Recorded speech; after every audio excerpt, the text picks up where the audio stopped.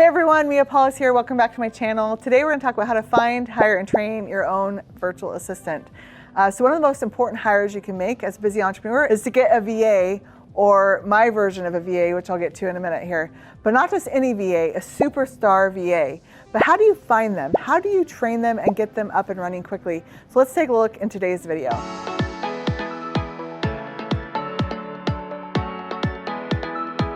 So if you've watched any of my other videos, you're probably like, why, Mia, why are you talking about virtual assistants? That's usually what you're throwing under the bus. But there's a reason why we're drawn to virtual assistants, and there is a position that kind of fills that void, which is what I'm coining the superstar VA. And so let me share with you what that position is and really how to find them. So this is probably one of the most asked questions I see on forums and Facebook groups is like, I need a VA, or where can I find a VA? And a lot of times it's because we're hungry for the solution that's going to help give us more time, right? So the first thing I want to do is dive into a mindset shift that we need to do as entrepreneurs. And that is really to look at our business differently. I work with a lot of entrepreneurs. I'm in a lot of masterminds, a lot of coaching, group coaching, things like that. And so I work and I collaborate with a lot of entrepreneurs. And a lot of times I notice that most entrepreneurs think that virtual assistants is the only answer.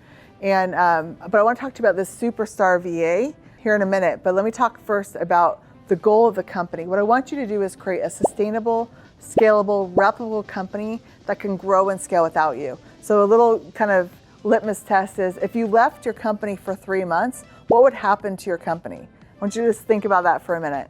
Like, if it would crumble or if it wouldn't grow, there's some changes that need to happen. And a lot of times there's an entrepreneur that just wants to stay super, super small, and they're okay with, hey, if I go on vacation, I know that I'm not making any revenue. And that's okay. There's those type of entrepreneurs. I could never do that because I'm trying to create a lifestyle for myself of time, money, and energy where I can now have the ability to go and do what I want, have the money to be able to make impact lives at a bigger level. That is the level I want to play with. And I think the majority of the people that are watching my channel, that's my goal and the types of entrepreneurs I'm trying to attract. Those that want to create sustainable, scalable, replicable companies that can grow without them. And so when I think of a true lifestyle entrepreneur, that is it. Let's put the daily grind in. Let's figure out what's required now so that I can have that abundant life later on. It doesn't mean you can't enjoy the journey and the process. I'm not saying that. But sometimes we got to be willing to do the dirty work to be able to have the freedom that we want. Freedom isn't free. Okay, second, I want to talk about my own virtual assistant journey so you can kind of see some of the gaps in the traditional virtual assistant, and why the third thing I want to talk about is the superstar VA and what I think is the best one that you want to get. And so my company, we have a team sourcing model, which is kind of an outsourcing company that has multiple departments and multiple skills, kind of automating the whole back end. So we have people, process, and technology that can help you kind of the 80% that's the same in every business. We can do that. So when the virtual assistant craze started happening over the last 15 years, I was like, well, we better create a virtual assistant arm because that's what businesses are wanting, right? And there must be a reason that they all want them. So I created it. And this was before my team sourcing model has evolved to what it is today. It was actually because of this experience that I developed the different teams and departments and skills to what it is today. But we really had people that were jack of all trades virtual assistants. Hey, here's your VA, to the business owner. And we had one client at the time that was doing a ton with us: podcast, client onboarding, daily stand-ups, all kinds of things. And it was really challenging the two VAs that were on his account. They had to get really good at a lot of things. And it got to the point where it was kind of becoming difficult because we were really failing on his account. And he kept empowering us to do more and more, but then it started to get difficult because honestly, we probably could have been doing a better job. And so we started to say things like, I demand perfection. And anybody that has a team knows that you say that to somebody, it'll actually make more mistakes happen. So it was just creating this tumbling in the wrong direction. And then back to back, these two employees quit kind of within 2 weeks of each other because it was becoming difficult to work with. I kept this client longer than I probably should have, but I know I'm supposed to learn something from this client. And I knew it was pivotal into the growth of my company.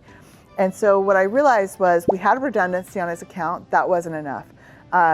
But my whole goal with everything that I do is to make it to where work doesn't fall back on the business owner. Because to me, if I had to look back over the last 15 years of my company, when I was younger and when I had less depth, it would have been turnover. Turnover kills momentum. And so I feel like even for small companies, I don't want the work to fall back on them. And so even with redundancy, that wasn't enough. So we started to invest a lot into process and systems and software and different things to help with that. And that ultimately helped too. But at the end of the day, the biggest thing was about having really skills-based routing, like having different people being good at different pieces of the work. And that's where the virtual assistant model, I think, becomes difficult. And because they're such generalists, it makes the entrepreneur have to do a lot of the coaching, a lot of the training, and it creates this one-to-one relationship with the entrepreneur and the VA, where if the VA quits, the entrepreneur wants to move to somebody else, they now have to start back at square one, training them, because the VA a lot of times isn't super good at that thing. And if they are, they're good at checking the boxes, but not on owning the entire system or the entire program of what's involved. And so that's why I always talk a lot about people, process, and technology. VAs only cover one of those. And so I think when I think of systems, you need all three of those. So that's really what I've done with my team sourcing model, is really developed all three of those into the model so it doesn't fall back on the business owner, and you can scale a lot faster. Okay, there's my little kind of story of virtual assistants. And so now what do I recommend? So during this journey, let me back up, there was still a gap. Even though we had these different teams and departments, there's something that a VA did emotionally and personally with the business owner that gave them comfort. And sometimes as entrepreneurs, we don't want to have to go talk to 10 different people, and we just want one person to talk to. And so that's what I'm going to talk about here in just a second. But if you're enjoying videos like this, I would love it if you would like and subscribe to my channel. It helps push the algorithm out to really get more people having access to this free content. I just want to keep giving more and more value to all of you as entrepreneurs, so I would love it if you would like and subscribe to my channel. Okay, so now let's dig into what I mean by a superstar VA. To me, in disguise, a superstar VA is actually more of what I would call the traditional executive assistant. So if you think about in the big corporate world, most C-level executives are paired with an executive assistant. And so a lot of times people want to use VA and EA interchangeably, but I look at them very differently. An EA is usually a lot more assertive, and they get to know the strengths and weaknesses of the entrepreneur and can put them back in their place, and they can learn to talk like them, speak like them, create a safety net around them to protect their time. To me, that is more valuable than a VA, because an executive assistant can actually go and find more VAs or help get people to support that. And so that's something we've recently developed in our company, is an executive assistant arm that gets daily stand-ups with the entrepreneur. And then what's cool is because the executive assistant knows our entire team sourcing model behind the scenes, they can then go to our team, or if they need to go to your in-house team and help with it. Like, there's just so many more ways to help free you up and give you the time you need when it's paired with a superstar type virtual assistant. So I talked about finding, hiring, and training the superstar VA. So let's talk about the training component first. So to me, an executive assistant, you probably want to find one that has worked with C-level people before. I think the less you can train them, the better. Like, if they intrinsically come with some of these skills, it's going to help free you up quicker, so you can train in other areas that are necessary.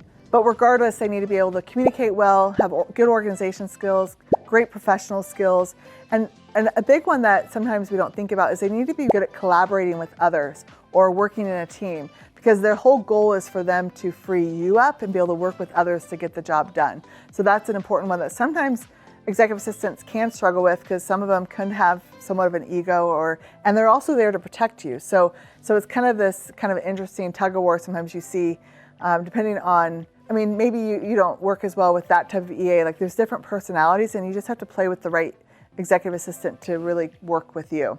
So how do you find an executive assistant? Well, I obviously told you of one way. If you want, we have an executive assistant program that's coupled with our team sourcing model that you can take advantage of, which is great because you have so many resources at your fingertips that way. You can go on Indeed and put in an ad for an executive assistant. But again, I think putting out an ad for an executive assistant to me would be more valuable than putting out an ad for a virtual assistant. They're just going to play at a higher level and be able to work with ambiguity better. I think there's a very small percentage of employees that can really work well without a lot of guidance.